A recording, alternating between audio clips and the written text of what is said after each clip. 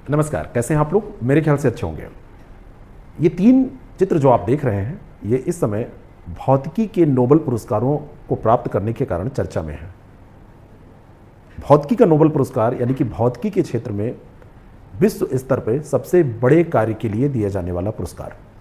चलिए जानते हैं इन तीनों लोगों के बारे में और जानते हैं कि क्यों मिला है इनको नोबेल पुरस्कार और जिस कारण से नोबेल पुरस्कार मिला है उसकी क्या उपयोगिता है, क्या महत्व है। पहला नाम जो इसमें आता है वो नाम है जॉन क्लार्क का। 1935 में लंदन में यूनाइटेड किंगडम में इनका जन्म होता है। बीएससी करते हैं यूनिवर्सिटी ऑफ कैम्ब्रिज से, फिर पीएचडी करते हैं यूनिवर्सिटी ऑफ कैम्ब्रिज से। पीएचडी में इनका टॉपिक होता है लो टेम्परेचर फिजिक्स। फिर चले जाते हैं यूनिवर्सिटी ऑफ कैलिफोर्निया यूएसए में और वहाँ पर super conducting quantum interference devices के विकास में महत्वपूर्ण भूमिका निभाते हैं। अत्यंत संवेदनशील मैग्नोमीटर बनाते हैं जिनका उपयोग चिकित्सा इमेजिंग और भूभौतिकी में किया जाता है। इनके जो काम हैं, इनके कामों के कारण इनको बड़े इलेक्ट्रॉनिक सर्किटों में क्वांटम प्रभावों के अध्ययन के लिए जाना जाता है। दूसरा नाम जो आता है वह है जॉन एम मार्टिनिस का। 1958 में यूएसए में ही इनका जन्म होता है। यूनिवर्सिटी ऑफ कैलिफोर्निया में पढ़ाई लिखाई करते हैं, बीएससी करते हैं, फिर ये पीएचडी करते हैं यूनिवर्सिटी ऑफ कैलिफोर्निया से ही। और जब वहाँ पे पीएचडी करते हैं तो एक्सपेरिमेंटल फिजिक्स में ये अपना टॉपिक चुनते हैं, इनका शोध कार्य होता है। फिर ये यूनिवर्सिटी ऑफ कैलिफोर्निया जाते हैं जहाँ पर ये पढ़ाई कर रहे हैं और वहीं पर अपना शोध करने लगते हैं। वहीं पर आगे का जो इनका कैरियर है वो बनाने की कोशिश करते हैं और वो कोशिश बहुत बड़े स्तर पर पहुँच जाती है। सुपर कंप्यूटिंग क्वांटम बिट्स के प्रयोगात्मक कार्य के लिए इनको जाना जाने लगता है। 2019 में जब गूगल क्वांटम सुपरमेसी प्रयोग का एक नेतृत्वकर्ता ढूंढ रहा था तो वो जॉन एम मार्टिनिस को चुनता है गूगल और 2019 से ये उसका प्रतिनिधित्व कर रहे थे। इनके जो प्रयोग हैं वो सिद्ध कर चुके हैं कि क्वांटम कंप्यूटर वास्तविकता बन सकते हैं। अभी आप क्वांटम सुनते रहते हैं, इन्होंने जो प्रयोग किया तो उस प्रयोग से ये सिद्ध हो गया कि ये वास्तविकता हो सकते हैं। तीसरा नाम आता है मिशेल एच डेवोरेट का। 1950 में इनका जन्म होता है फ्रांस में। इंजीनियरिंग करते हैं पेरिस से, पीएचडी भी वहीं से करते हैं और फिर येल यूनिवर्सिटी और यूनिवर्सिटी ऑफ कैलिफोर्निया से संबद्ध रहते हैं और सुपर कंडक्टिंग क्वांटम बिट्स के डिज़ाइन और नियंत्रण में इनकी महत्वपूर्ण भूमिका होती है। इनके शोध ने क्वांटम सर्किट्स और क्वांटम कंप्यूटिंग में स्थिरता और स्केलेबिलिटी लाने में मदद की और क्वांटम इलेक्ट्रॉनिक्स के क्षेत्र में प्रमुख प्रवर्तक के तौर पर इनको जाना जाने लगा। इन तीनों लोगों को आपने देखा, ये तीनों फोटोज हैं। एक एक करके आपने जाना, 2 लोग इसमें यूएसए के हैं और 1 लोग मूल रूप से यहाँ फ्रांस के हैं लेकिन काम यूएसए में कर रहे हैं। जब इनको भौतिकी का नोबेल दिया गया तो वो नोबेल किस लिए दिया गया? इनको ये पुरस्कार दिया जाता है इलेक्ट्रिक सर्किट में माइक्रोस्कोपिक क्वांटम यांत्रिक टनलिंग और ऊर्जा क्वांटीकरण, ऊर्जा यानी एनर्जी क्वांटिसेशन की खोज के लिए ये दिया जाता है। 2 चीज़ें यहाँ पर हमको समझनी है, एक तो माइक्रोस्कोपिक क्वांटम टनलिंग क्या है और दूसरा ऊर्जा क्वांटीकरण ये क्या है। इस खोज के लिए इनको दिया गया है। ये जो अवार्ड इनको मिला है इन्हीं 2 चीज़ों के लिए मिला है और हम देखेंगे कि इसका क्या महत्व है, क्यों ये अवार्ड दिया गया। नोबेल ऐसे नहीं दिया जाता है। अब अगर हम बात करें इस खोज के महत्व की तो इन वैज्ञानिकों ने ये स्पष्ट कर दिया कि जो क्वांटम घटनाएं हैं जैसे टनलिंग और ऊर्जा क्वांटीकरण, ये केवल परमाणु या सूक्ष्म स्तर पर ही नहीं होती बल्कि मैक्रो लेवल पर ही, केवल माइक्रो पे नहीं हो सकती, ये मैक्रो लेवल पर भी जा सकती हैं। और जो हमारे इलेक्ट्रिक सर्किट होते हैं, विद्युत परिपथ होते हैं, उनमें भी इनको देखा जा सकता है। क्योंकि जब क्वांटम की बात आती है तो हमेशा सूक्ष्म स्तर की बात होती है। कहा जाता है कि छोटे स्तर पर क्वांटम घटनाएं देखी जाती हैं, लेकिन इन्होंने कहा नहीं, ऐसा नहीं होता है, ये बड़े स्तर पर, बड़े माइक्रो लेवल पर भी जा सकती हैं। और ये खोज क्वांटम यांत्रिकी और बड़े उपकरणों की भौतिकी के बीच में एक सेतु का काम कर सकती है, एक कड़ी को समझने में मदद कर सकती है। इसने क्या किया? क्वांटम कंप्यूटिंग, क्वांटम सेंसर और अन्य क्वांटम तकनीकों की नींव रखने का इस खोज ने कार्य किया है। यानी कि अभी तक छोटे स्केल पर, माइक्रो लेवल पर, अब ये माइक्रो पर ये जा सकती है। 1.1 करोड़ स्वीडिश क्रोनर, 11 मिलियन सेक इनको दिया गया है, जिसकी भारत में अगर आप वैल्यू निकालेंगे तो लगभग 8.5 करोड़ रुपए है। 2025 में अगर देखें तो 1 सेक बराबर होता है 7.75 रुपीज़ के। तो ये तो पुरस्कार राशि हुई। ये पुरस्कार राशि इनके कार्य के आगे कुछ नहीं है। एक कंपनी से भी अगर ये लोग जुड़ जाएंगे तो इससे बहुत ज़्यादा पैसा मिलेगा, लेकिन सब कुछ पैसा नहीं होता। एवरीथिंग आप अगर कहें कि आप पैसे पे तौल देंगे तो नहीं। सारे लोग अगर ऐसे ही करने लगेंगे तो शोध कार्य तो बंद ही हो जाएंगे, लेकिन ऐसा नहीं है। शोध कार्य के लिए भी पैसा चाहिए, और भारत में कई बार इसी कारण से ये काम नहीं हो पाते हैं। हमारे यहाँ की यूनिवर्सिटीज़, हमारे यहाँ के संस्थान इतना उस पर जोर नहीं दे पाते हैं। इसलिए नोबेल प्राइज़ आप देखिए भारत में साइंस के क्षेत्र में कहाँ आता दिखता है आपको, जबकि इतने बड़े पैमाने पर, इतनी जनसंख्या हमारे यहाँ, इतने बड़े पैमाने पर पढ़ाई लिखाई का ये सब विकास हुआ है, उच्च शिक्षा का विकास हुआ है। अब हम यहाँ पर समझने की कोशिश करते हैं कि वास्तव में जो ये क्वांटम टनलिंग शब्द है ये है क्या, क्वांटम टनलिंग क्या है। तो अगर क्वांटम टनलिंग की बात की जाए तो मैं आपको ऐसे समझाना चाहूँगा कि मान लो कि एक वॉल है, ये वॉल है, और इधर से आप एक बॉल फेंकते हैं, इस पर बॉल ऐसे बॉल जो है ये जाती है, यहाँ पर अगर टकराएगी तो ये वापस आ जाएगी। सामने एक वॉल है, एक दीवार है, गेंद अगर इसकी ऊंचाई से ज़्यादा ऊपर नहीं पहुंचेगी, इसकी ऊंचाई से ज़्यादा, तो ये टकरा के वापस चली आएगी। लेकिन जब कहा गया क्वांटम की बात की गई तो ये माना गया कि क्वांटम के अंतर्गत ऐसा होता है कि जो ये कण है, ये बॉल है, ये दीवार के आर पार निकल जाते हैं। यानी कि यहाँ पर इनको ऊंचाई तक ले जाने की ज़रूरत नहीं है, ये सीधा इसको पार कर सकते हैं।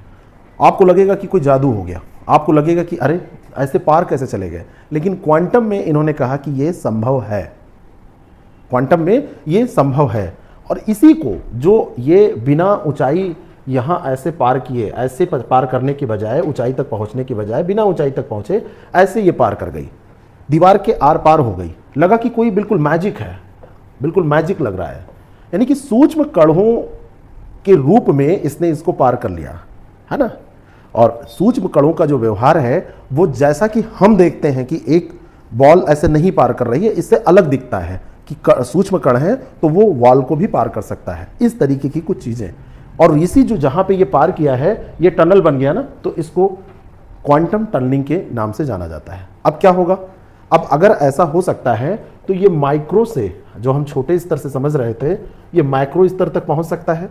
कंप्यूटर चिप्स में ट्रांजिस्टर के रूप में इसका उपयोग किया जा सकता है, क्वांटम डिवाइस और क्वांटम कंप्यूटर में इसका उपयोग किया जा सकता है, और परमाणु ऊर्जा की प्रक्रियाओं में इसका उपयोग किया जा सकता है। दूसरा है ऊर्जा क्वांटीकरण। ऊर्जा क्वांटीकरण में आप ऐसे समझिए कि जो सामान्य भौतिकी है उसमें हम सोचते हैं कि ऊर्जा किसी भी मात्रा में हो सकती है। किसी भी मात्रा में होने का मतलब यह है कि ऊर्जा को किसी भी मात्रा में हम बदल सकते हैं। जैसे मान लीजिए कि कोई पानी की टंकी है, तो इस पानी की टंकी से आप चाहे थोड़ा पानी या बहुत पानी, जितना भी आपको लेना है आप इस बकेट में ले सकते हैं। आपका जैसे मन करे आप वैसे ले सकते हैं, कोई रुकावट नहीं है। लेकिन जब आप क्वांटम फिजिक्स में आते हैं, क्वांटम भौतिकी में आते हैं, तो यहाँ पर यह पता चलता है कि ऊर्जा छोटे छोटे पैकेट्स में होती है, और ये पैकेट्स जिनको क्वांटा कहा जाता है, ऊर्जा या फिर यहाँ पर होगी या फिर यहाँ पर होगी।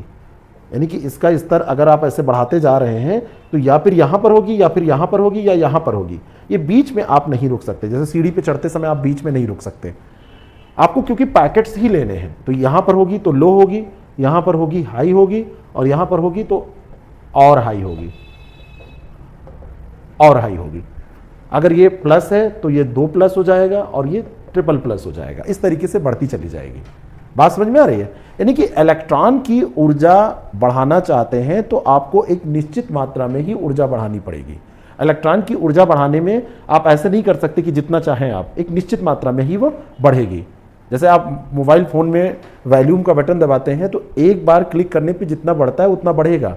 ऐसा नहीं है कि आप एक बार क्लिक किए फिर आप कह रहे हैं कि नहीं, इस क्लिक के बाद हम जितना चाहें उतना नहीं बढ़ेगा। सीढ़ी पे जैसे आप चढ़ रहे हैं, बीच में आप नहीं रुक सकते, ऐसे ये ऊर्जा भी होती है, ठीक है ना। नीचे पायदान पर कम ऊर्जा, ऊपर पायदान पर ज़्यादा ऊर्जा। तो ये बात हो गई ऊर्जा क्वांटीकरण की। ये 2 सिद्धांत इन लोगों ने दिए, एक क्वांटम टनलिंग आप समझे और ये किए। अब इससे होगा क्या?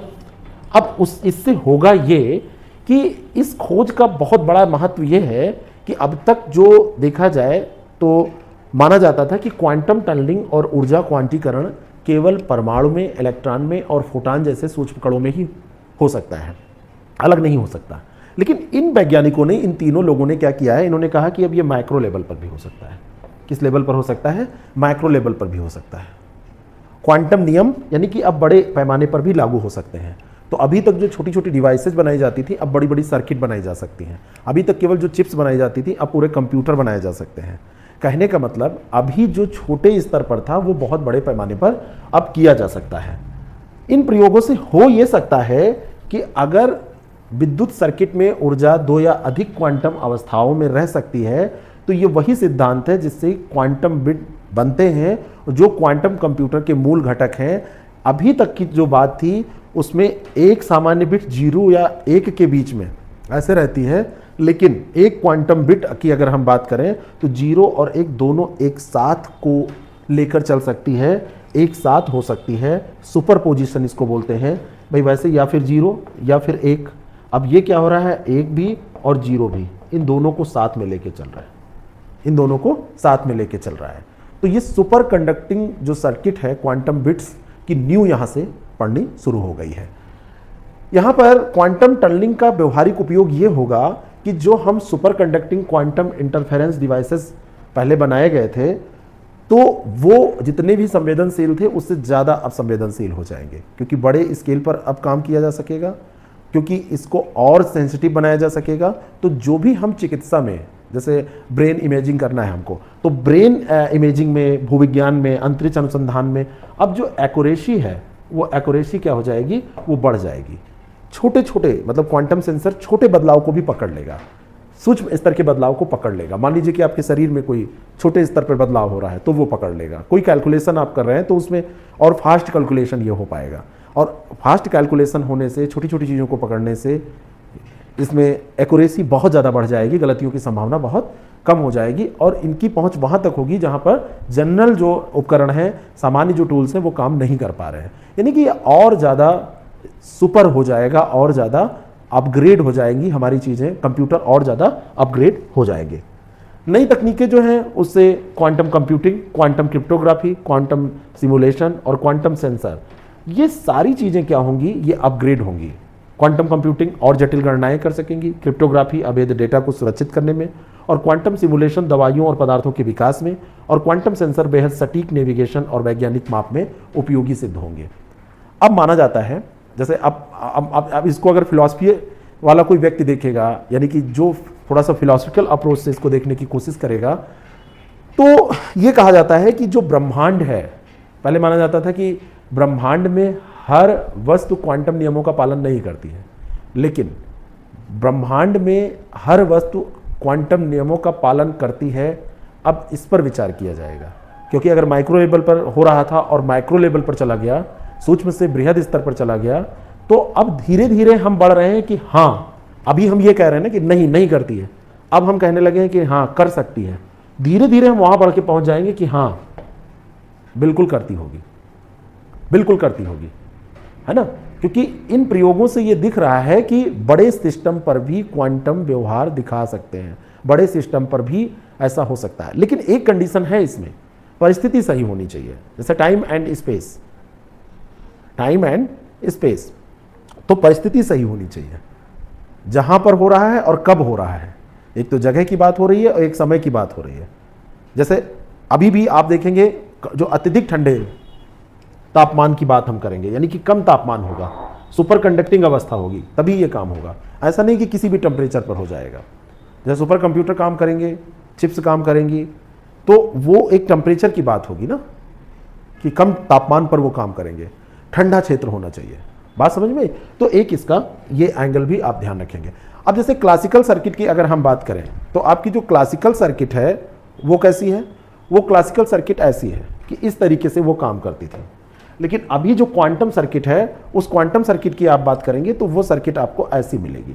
यहाँ पे 0 भी प्रवेश कर रहा है, 1 भी एक साथ प्रवेश कर रहा है, दोनों की बात हो रही है। यहाँ पर 0 या 1, अब ये ज़्यादा सेंसिटिव होगा, ये ज़्यादा सेंसिटिव होगा, ये ज़्यादा एक्यूरेट होगा। यहाँ पर जो एक्यूरेसी है वो बहुत ज़्यादा बढ़ जाएगी, यहाँ पे जो सेंसिटिविटी है वो बहुत ज़्यादा बढ़ जाएगी। बात समझ में आ रही है? तो यही चीज़ आपको ध्यान में रखनी है कि इससे अंतर क्या पड़ेगा, इन दोनों चीज़ों से अंतर क्या पड़ेगा।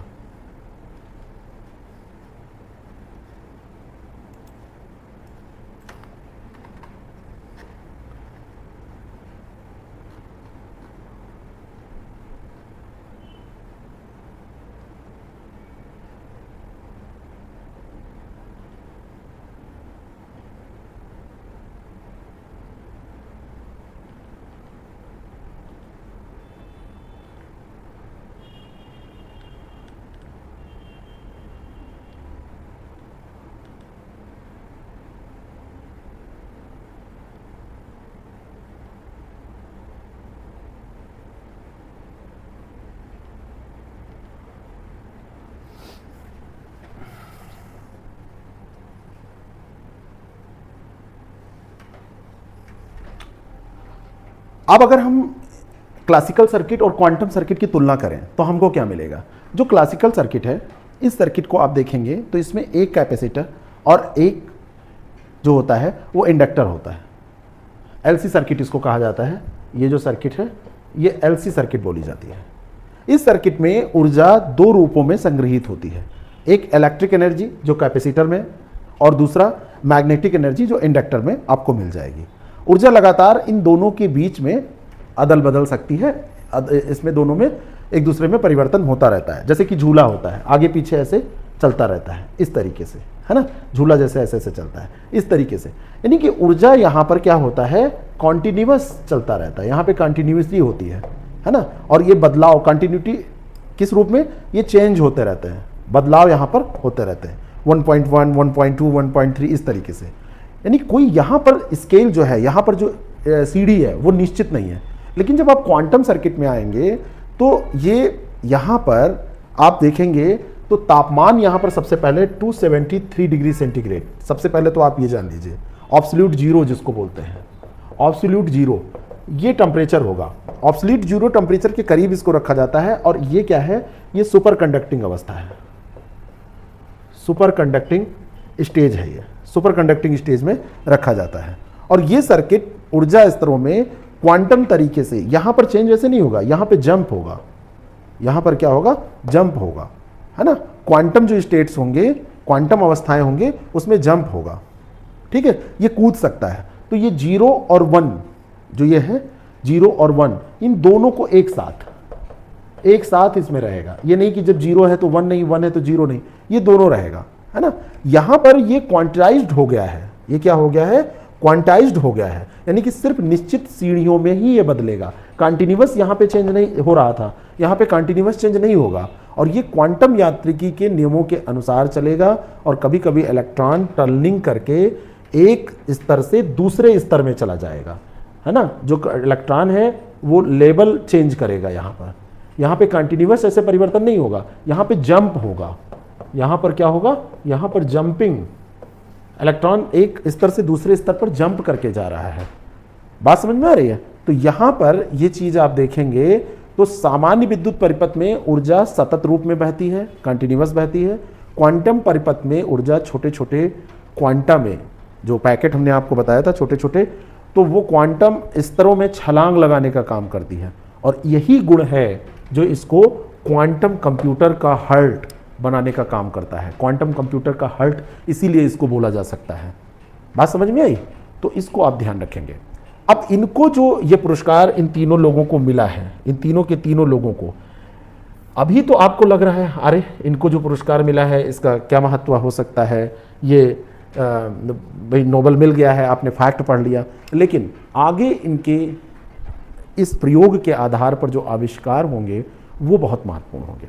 ठीक है, तो ये एपिसोड आपको कैसा लगा आप ज़रूर बताएं। अगर अच्छा लगा तो लोगों तक पहुंचाएं और हमारे टेलीग्राम चैनल को फॉलो करें, जहां पर ये डिटेल पूरा नोट्स आपको मिल जाएगा। Thank you so much.